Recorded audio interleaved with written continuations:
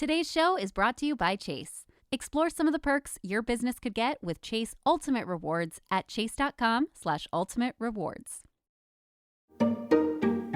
Hello, everyone. Inc. Business Media Executive Editor Diana Ransom here. We're hard at work on a new Inc. podcast called From the Ground Up, a show where Inc.'s editor-at-large Christine Lagorio-Chafkin and yours truly talk to founders about what it takes to start and grow a company amid the gauntlet of hard things we all have to manage on a daily basis. From the Ground Up premieres March 21st. Make sure you subscribe to Apple Podcasts, Spotify, and wherever you get your podcasts. In the meantime, listen to this Inc. 5000 panel where my co-host spoke to Shark Tank's own David Lubetzky about his life and his journey creating Kind, a now $5 billion company. Enjoy! Hello. As the voice of God told us, I am Christine Lagorio-Chafkin. I'm an editor-at-large at Inc. magazine, and I am so pleased to be joined today by Daniel Lubetzky. You may know Daniel from his recurring appearances on Shark Tank, or you may know him from the delicious snacks that he's created. He launched his fruit and nut bars, Kind snacks, in 2004. There were a couple rough years, but by 2017, it was a billion-dollar business. By 2020, it sold to Mars for $5 billion. At least that's a number I've read. There's plenty you may not know about Daniel, though. He is the son of a Holocaust survivor. And his first major foray into business began with Peaceworks, a venture that used market forces to bring Israelis and Palestinians together to strengthen recognition of their shared humanity. This year, he spun up something new. Welcome, Daniel. Thank you for joining us. I'd love for you to tell me what you launched in 2023. First of all, thank you for being here. It's a pleasure and an honor to be here with fellow entrepreneurs. This voice sounds to me very heavy and deep. I hope you're not hearing the depth of the echo that I'm hearing. But before I started with Kind, I started Peaceworks, which had very, very humble beginnings. And I look forward to telling you everything we went through, because everything seems too easy from afar, but in fact, it was a very long journey. But just to answer your question, Christine, we founded Camino Partners to try to join other entrepreneurs and help them fulfill their aspirations and their dreams and maximize their potential using a values-led approach to create value. And so we have a toolkit of things that we learned, not just from Kind, but from Peaceworks and other companies, to try to help us navigate all the different stages of growth and then help companies grow with us. Yeah, and you're working with food brands. You've launched a new food brand yourself. It's not just an investment vehicle. It feels like a new journey for you a little bit. Is that true? I think the difference between Camino and most other investors is that we're first and foremost operators. We started Kind from nothing, from a $10,000 investment, and I was the CEO every step of the way, from being a 1-person operation to a 7-person operation to 20-person, 50, 100, 300, 400. And every phase you discover things that you didn't know. And something interesting is that once we were sophisticated enough, we would create something called enterprise risk management, and we would come up and think about all the different risks that could hit us and mark them and work towards them. And then the next year, something else would hit us that we hadn't planned for. So we've learned a lot through that journey. And what we do is really help companies scale and really be in the trenches with them. And so we have far more operators than we have investors on our team. It's very much designed to make a very small number of investments in partners that we really want to help scale. That's great. And how do you evaluate the companies that you're going to work with or start? I mean, you've had such a rich career and history in social entrepreneurship, in starting actual sort of nonprofits and grassroots organizations as well. Are you evaluating these companies based on their social missions as well? If you have a social mission that truly fuels you and guides you and helps you sustain all of the challenges you're going to face, we love that. I would, all things being equal, prefer to help a company that has a purpose that's beyond just making money. but I would never want to invest in a company that has a made-up social purpose that doesn't feel authentic. I'm fine investing in companies that are just here to generate jobs, that are here to create a positive culture. I think you do entrepreneurs already by creating jobs, by creating a positive environment. They're already making this a better world. So for me, that's enough of a social purpose. If there's an additional aspect, we love it, but it has to be authentic. But the way we evaluate partners is probably first and foremost really looking at values, because what's important is who's going to be your partner during the tough times. Because if things are going well, then it's a little bit less friction. But when things are not going well, how do you make sure that the person next to you is going to work hard, be very creative, but don't betray, make sure that they have integrity. So I think integrity is the most important thing we look for in partners. And probably the second most important, very, very important, so is introspection, is self-reflection, is people that can be criticizing themselves, not to be mean to yourself, because that can also be very dangerous, right? Like when, I'm a confused Mexican Jew, so I'm always worrying about everything, and like I get down too much. So don't be that way either. But the ability to take feedback or to give yourself feedback, to reflect and talk to yourself is just essential, because it's what marks people's growth. And particularly in today's age where we have our devices with us everywhere we go, the danger is that we're not talking to ourselves enough. Every single minute we're filling it with checking our tweets and our schmitz and our WhatsApp and our schmatzap and all these things. And it's very dangerous to not have the time for you to go on a walk and just reflect on what's important to you, what gives you meaning, how did you do today, were you able to spend enough time with the people that you love and that love you and not take them for granted? Because in an entrepreneur's journey, the greatest power you have is that you're an entrepreneur and that you're just going to work nonstop to achieve your dreams.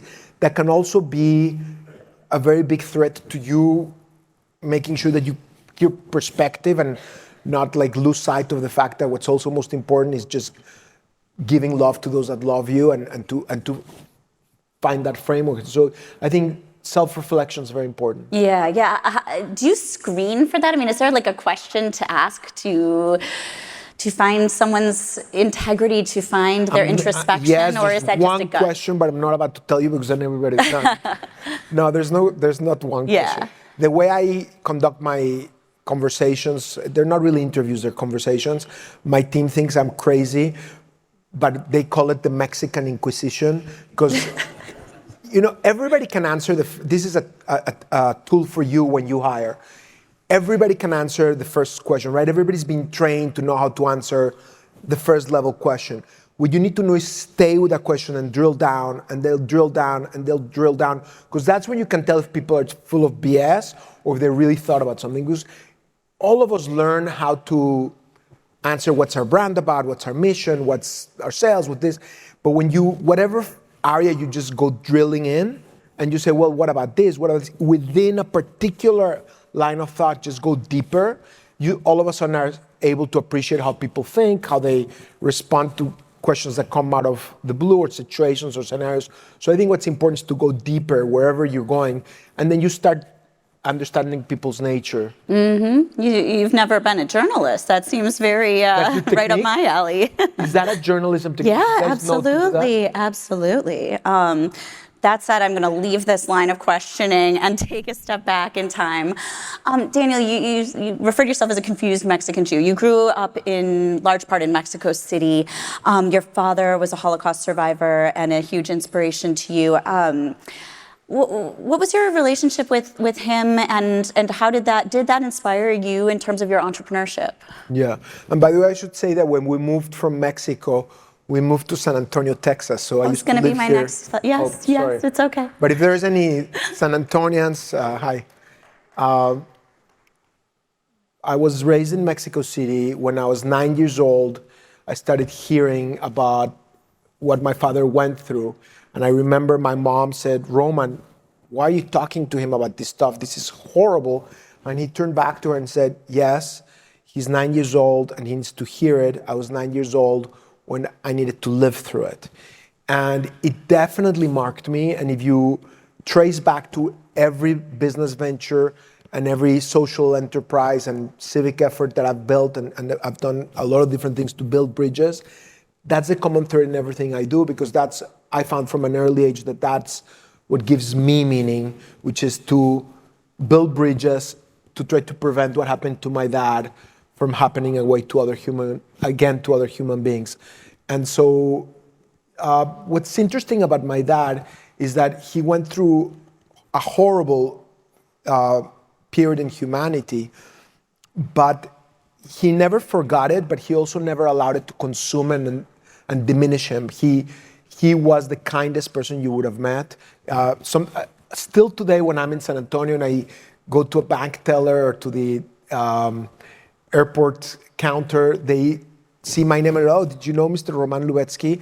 And like, he would really make it his habit to light people's lives. Like, everywhere he went, he would start cracking a joke, and if the waiter or waitress was in a bad mood, he'd go for the second joke, the third joke, fourth joke, and us as kids were cringing, but then he would break them down and make them smile, and by the end of the dinner, they were enjoying life and having a slightly better day. And the reason we named the company Kind was after my father, because he didn't just remember the horrors of the concentration camp and the way he almost died, and he weighed 70 pounds when he was liberated by American soldiers. He was 6 feet tall. So imagine he was 6 feet tall and weighed 70 pounds. He was barely alive. But he remembered moments where even the enemy showed him kindness. There was a German soldier, when nobody was watching, that threw a potato by his feet. And he would tell us about that moment as a moment that gave him hope in humanity. It didn't just nourish him with calories that were much needed, but it also kept him alive. So I think that very much informed my view of the world. Mm-hmm. And did he later in life inform your view toward starting companies as well? I mean, what was your spirit as a kid? I mean, I feel like many entrepreneurs, they either fall into, there's a couple of different buckets, but one are the kids who want to make money, then there's the kids who want to learn everything and like dive into various topics. Which were you? My dad was a very special person. I should have answered your question that way. He arrived to Mexico with a third grade education, because when the war started, he only went through third grade. I was the first person to go through college in my family. And he didn't speak Spanish or English, and the way he educated himself was by reading used encyclopedias, and he would read them cover to cover, volume A, volume B, volume C. And he was a self-made entrepreneur. He built a very successful business, and I watched him do that. So I often get asked why and how I became an entrepreneur and where did that entrepreneurial bug come from. It clearly was inspired by the example from my father, but I don't know more. I ask myself the question whether you can teach entrepreneurship, whether you're born with it. I'm sure it's a combination, but yeah, since I was a kid, I was doing magic shows as a kid and boring people to death with my magic tricks. Till today, I still do magic, and I still bore people to death doing magic. And I used to, when I was here in San Antonio, I used to go to the Eisenhower flea market and sell watches and all sorts of trinkets. And then I had a kiosk in North Star Mall and in Ingram Park Mall where we would sell watches, and I had a student network of a bunch of other Trinity University students that would help me man the kiosk and sell watches. And since I was a kid, I loved building businesses. Yeah. And then you went to law school, and then you did something with your law degree. And then you flew to the Middle East and decided to start a social mission-driven business. Yeah, so I was at Trinity here when I started writing my thesis on the influence of economics in resolving the Arab-Israeli conflict. And it was a very, very popular thesis among doctors, because there's a 260-page thing, and if you had trouble falling asleep, they would give it to you, and you'd fall asleep right away. It was very theoretical, and then in law school, I kept writing about it, and I got a fellowship after law school to go and try to turn the theory into practice. A long story short, I instead of becoming a lawyer or a consultant, I started Peaceworks, which was trying to bring theory into practice by bringing Israelis, Palestinians, Jordanians, Egyptians, Turks to trade with one another at a symmetrical level as equals, as partners, and discover each other's humanity as they work with one another, and then cement relationships because they had vested economic interest in preserving those relationships. And then we took that model to Indonesia, where we worked with a Muslim, Buddhist, and Christian cooperative, all women-owned and operated. Then in Sri Lanka, between Sinhalese and Tamils. We tried stuff in South Africa and in Mexico. And by the way, all of it was a little bit too excited about our mission and not executing very well, because it made no sense that we had ventures in all continents and we barely had any sales. But we were very passionate about the social mission. Yeah, I was just going to ask what worked and what didn't. It seems like maybe you expanded too fast, but in Israel at least, like what worked in terms of starting that business? What worked is that the glue of economic cooperation really works. When people break bread together, when they discover each other's humanity, when they get to understand each other as equals, you break a tremendous amount of barriers, and it's so essential for entrepreneurs to build bridges and to be that force of problem solvers that are building bridges. I think I can give you many examples of how that worked in spite of the horrible conflict that we're going through today and that we've gone through over decades. It's obviously not a solution, a whole solution, but it's a part of the mosaic of things that we need to do. Build hope, build relationships, help people discover each other and each other's humanity so that you can then try to build a better future. What didn't work was almost everything else because I was this Mexican Jewish lawyer selling sun-dried tomato spreads made by Israelis and Palestinians, walking the streets of New York with a brand that was geniusly called Moshe Pupik and Ali Mishmumkim's world famous gourmet foods. And I thought it was like so clever that it was so long that people would find it hilarious and would tell it to everybody. But it's so long, nobody wanted to repeat that name. And so that's why then we came up with kind, just four letters. Mm-hmm. But I was very in love with the social mission, but at the beginning I was so focused on the social mission that I didn't talk about the products themselves. Like I spent paragraphs and all the materials talking about the social mission. So when I had street fairs and I was selling my products on the streets, like all these people would listen to me and they say, "Oh, that's so nice. Can I introduce you to my daughter?" Because they loved that I was a nice kid, but then they would not buy anything because I was just so obsessed with the social mission. And when I started focusing on the product, and what I learned is the social mission can give you a lot of purpose. It can give you a lot of passion. It can open some doors. It can generate loyalty, but your product or service has to stand on its own merit. Like it has to be the best product at the best value proposition at the best price. And the social mission can never be a crutch, or else it's really not going to scale up.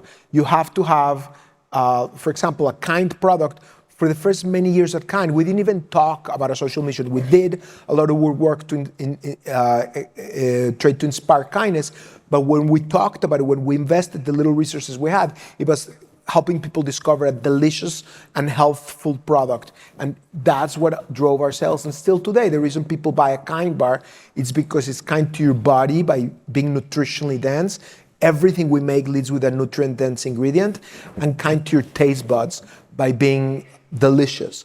And the kind to your world is something that's super important to me and to our team, but it cannot be what we lead our marketing efforts with, because then people will say very nice and try to marry you off to their daughter, but they're not gonna. Today's show is brought to you by Chase. Explore some of the perks your business could get with Chase Ultimate Rewards at chase.com/ultimate rewards. Right. And when you started Kind, which sort of grew out of Peaceworks, it sort of was you had this idea for a healthy snack food, and then you had to convince consumers to just try something new.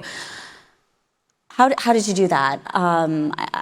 So How did you get him to taste it? I would literally go door by door, store by store. I would wake up at 7 a.m. in the morning, and let's say when I was in Manhattan, I would start on 122nd Street on Broadway, because Broadway, I mapped it out at 2 a.m. in the morning after my dates, because you kids don't know, us 55-year-olds, there was no iPhones and maps and stuff like that. So everything now is digital. But back then, at 2 a.m. in the morning, when I finished my date, I would take a piece of paper and I would map out Manhattan, and I would write, on 122nd and Broadway, there's a store, and the next day or the next week, I would then, with my map, know where to walk, and I would go door by door, store by store, and embarrass myself going into the wrong store because it was not the right store, and you had to figure it out, and it was just all the mistakes in the world, but it was just introducing them to our product, and then they would look, let's say when it was a Kind bar, they're like,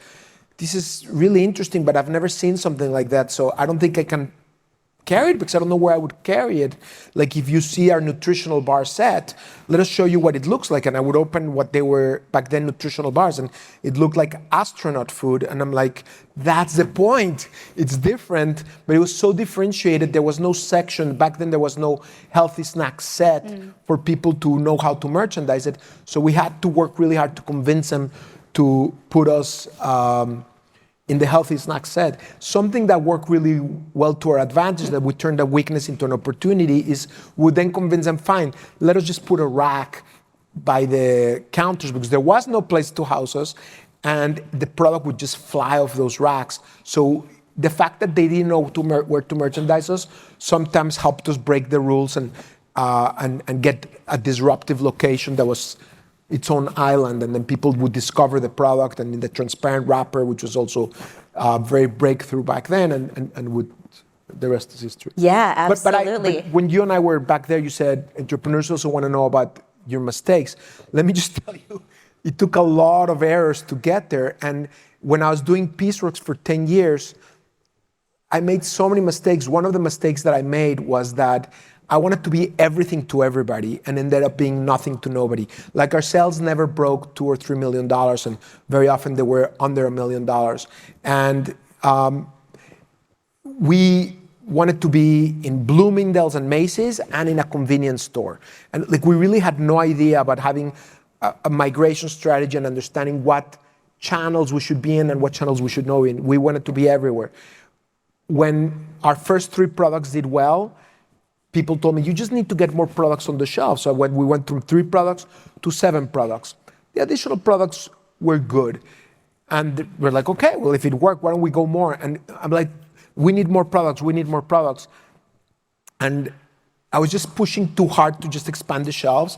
Eventually, how do you say when you have something really, really embarrassing, the bane of my existence, is that the expression? It can be.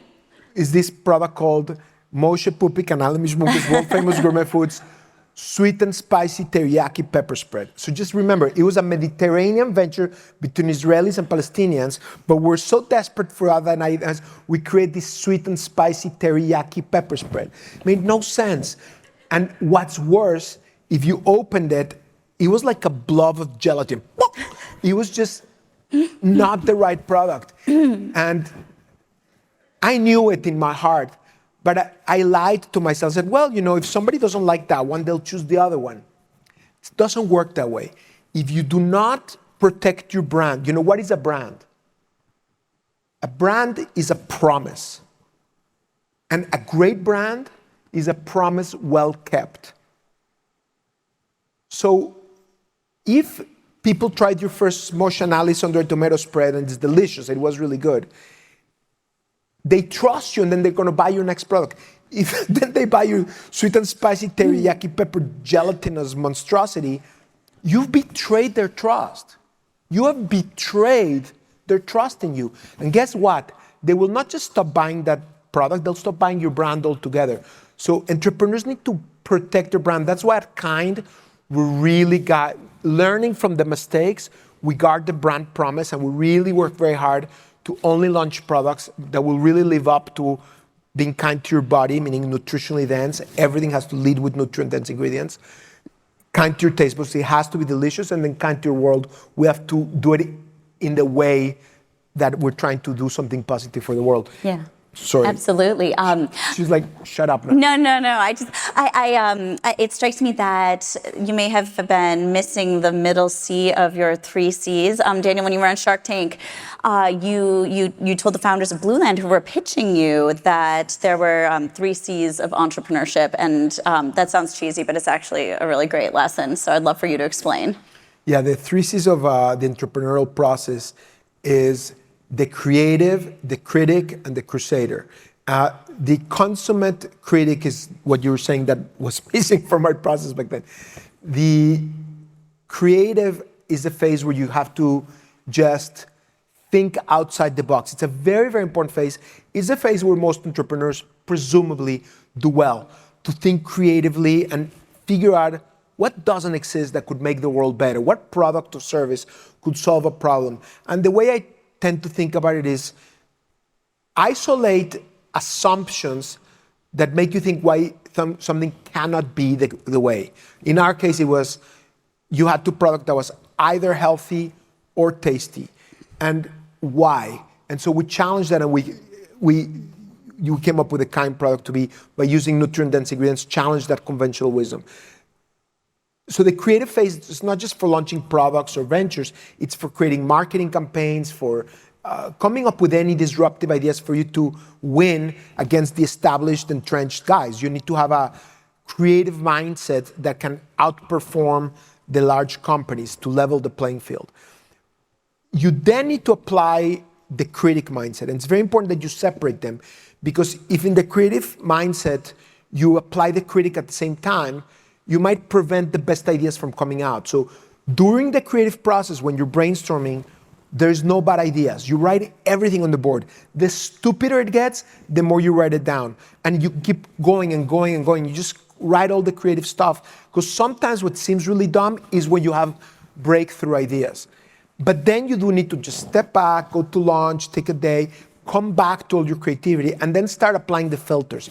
That's a critic phase. When you start applying the filters, do I have permission to win here? Does my brand fit with this? Do I have the skill sets to do it? Do I have the resources to do it?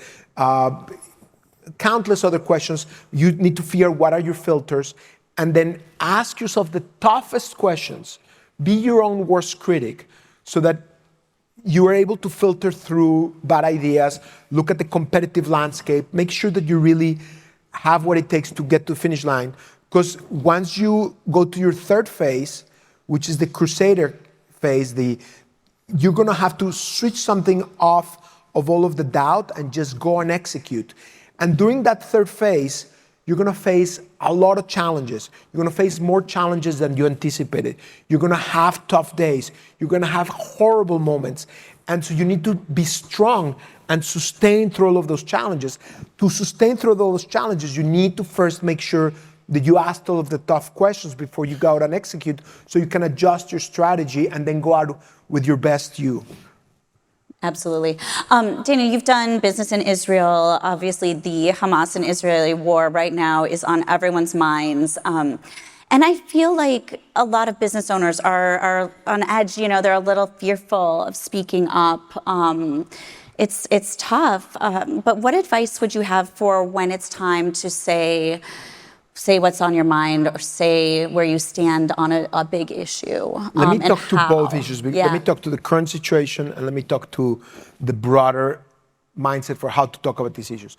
First of all, in times of war, what the Hamas terrorists did, you look at their actions and you're like, how could these people think that raping a woman and then parading her through Gaza and kidnapping her, that kidnapping 2-year-olds, that, I'm sorry, you asked me this question, I'm going to say it, that taking a pregnant woman, cutting her open, stabbing the baby, and then killing the woman, how could anybody think that that's going to get you on their side? It makes no sense. But what you need to understand is their goal is to divide, to destroy, and to diminish. Their goal is not for there to be a Palestinian state in peace with Israel. I've worked for 30 years with Palestinians that are peace-loving people, with Muslims that are wonderful human beings. the vast majority of human beings, whether they're Jewish, Muslim, Palestinian, Israeli, Arab, Christian, the vast majority of people are moderates. The overwhelming majority of people are moderates. But the problem is that extremists who are in the minority wake up in the morning and they think, how can I advance my cause? And moderates wake up in the morning and they're like, what can I have for breakfast? And as long as we allow that to be the case, extremists are going to hijack our lives in every realm, in our lives here in the United States and abroad. Moderates need to become builders because extremists are very passionate, and extremists who act violently are destroyers. It's builders versus destroyers. The overwhelming majority of people across all faiths, religions, denominations, politics, they're moderates that can become builders. But we need to be builders. We cannot allow in today's day and age to just be moderates. Because if we're silent in these situations, it really, really gives a voice to the extremists to hijack our minds and our hearts, which is what's happening right now. You see some of the stuff, as a son of a Holocaust survivor, to see people chanting death to the Jews, gas the Jews, it's not theoretical for me, it's very real. And so I really, really appreciate when people stand up and say, I will condemn all forms of hate, I will condemn anti-Semitism, I will condemn Islamophobia, I will condemn any person that denies the humanity of another person. I think it's very important that we feel, my accent gets in the way, that we feel, I don't know which one it is, that we fill the void. Fill the void. That one, F-I-L-L. Fill the void with moral courage to stand together against extremism and not allow the terrorists and the destroyers to divide, destroy, and diminish us. We must unite, build, and bring light to the world together as humanity, as civilization. And it includes the overwhelming majority of Muslims, Jews, Christians, Hindus, atheists, non-denominations. We just need to fill that. Now, specifically, thank you.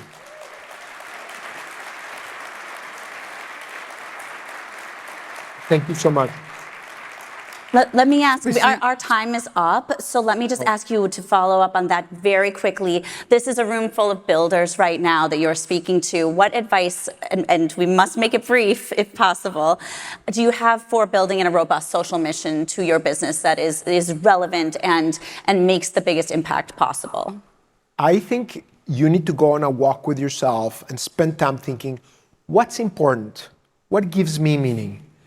And if you have an idea for a gadget that you just want to be an entrepreneur and that gadget is going to make people's lives better, you don't need to invent a social mission because it can be awkward and fake and then it's actually going to not be good for society and for you. But if what gives you meaning is cleaning up the oceans and you came up with a way to do it that's entrepreneurial, that's amazing. I personally love using market forces to channel market forces to not just make money but also make your small contribution to make this a better world. So if it gives you meaning and you can authentically do it, I do think you're gonna enjoy the journey so much more. And every day that you're pursuing something you authentically care about, you'll have more impact. It says time is up, so I'll be quiet. All right. Well, thank you so much, Daniel.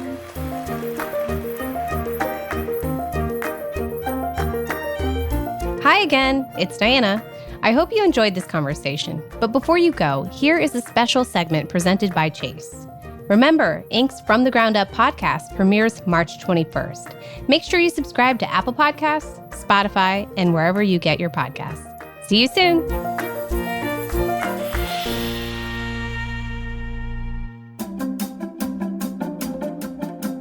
Hello, and welcome to this special mini-series in partnership with Chase. I am joined by Matt Wilson. He is the co-founder and CEO of the travel company Under30Experiences.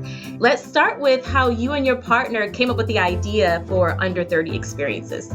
Sure. So Under30Experiences is a travel company for young people ages 21 to 35. And I was randomly invited on a trip to Iceland.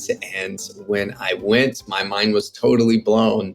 Volcanoes and glaciers and friends that I made that were direct descendants from the Vikings and all of their stories and their history and their culture.